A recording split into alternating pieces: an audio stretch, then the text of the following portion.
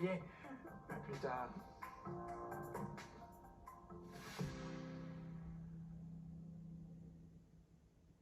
Venons à nos dossiers d'inondation. Le niveau de la rivière Rigaud est en hausse en Montérégie. Il y a plusieurs routes qui sont submergées. Nous allons en parler tout de suite avec Sylvain Brazeau, qui est directeur du service de sécurité incendie de la ville de Rigaud. Bonjour, M. Brazeau.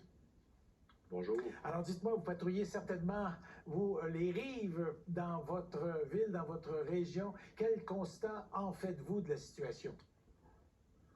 Bien, la situation, si on compare avec la semaine dernière, où on avait atteint le niveau le plus élevé le mercredi dernier, on est présentement 60 cm au-dessus de ce qu'on avait mercredi dernier. Donc, on a environ 5 km de route présentement touchée ou submergée.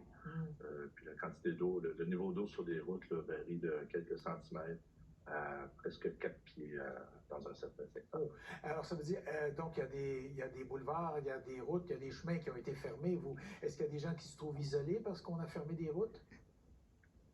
On a une centaine de on a environ 230 maisons qui sont considérées isolées. Pas nécessairement touchées, inondées, mais isolées à cause que la route est moins praticable. On n'a pas procédé à des fermetures de route jusqu'à maintenant. On laisse quand même les gens circuler s'ils veulent s'aventurer. On affiche le niveau. On va prendre des mesures 2 fois par jour là, pour indiquer au moins le niveau, là, pour que les gens sachent dans quoi ils s'embarquent. Mais c'était une demande qu'on avait là, par les années passées là, avec les inondations qu'on a connues. Là. Certains riverains isolés sont quand même capables de circuler avec des véhicules plus élevés.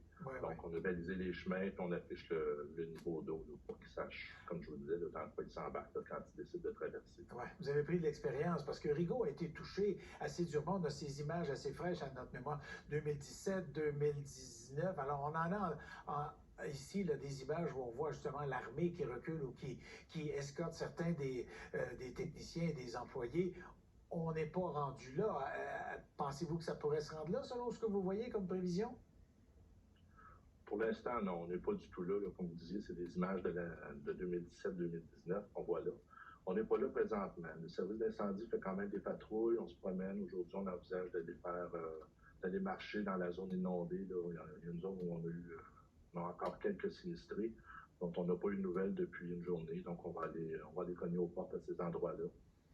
Mais pour l'instant, on s'attend à ce que le niveau se stabilise demain, vendredi, puis qu'on s'en aille vers une légère décrue à partir de samedi.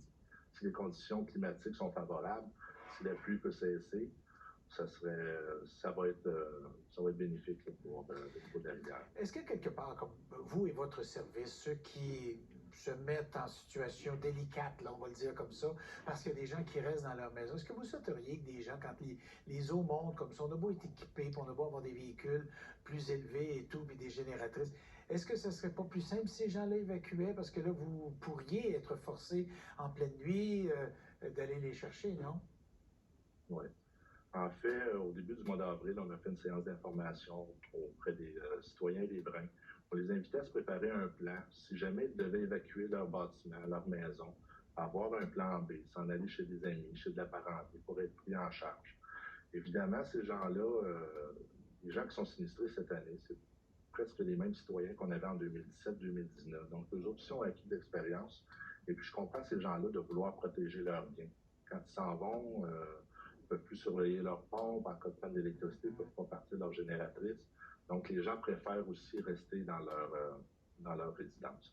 Par contre, on leur passe le message, on a fait des communications à cet effet-là, au niveau des services d'urgence, que ce soit la police, l'ambulance, les pompiers, ils doivent s'attendre à avoir des délais beaucoup plus longs qu'à la normale. On ne va pas donner de service dans les mêmes délais qu'au mois de juin, par exemple. Mais les gens le font en toute connaissance de cause. On passe des messages de prévention. On demande à tout le monde de vérifier leur avertisseur de fumée, s'assurer que c'est fonctionnel. Avertisseur de monoxyde de carbone aussi.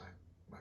Bon, ben écoutez, on va suivre ça. On vous souhaite le meilleur des succès dans tout ça, que ça passe finalement et que ce ne soit pas pire que ce l'est dans le moment. Merci beaucoup, M. Brazeau. Merci, au revoir. Au revoir.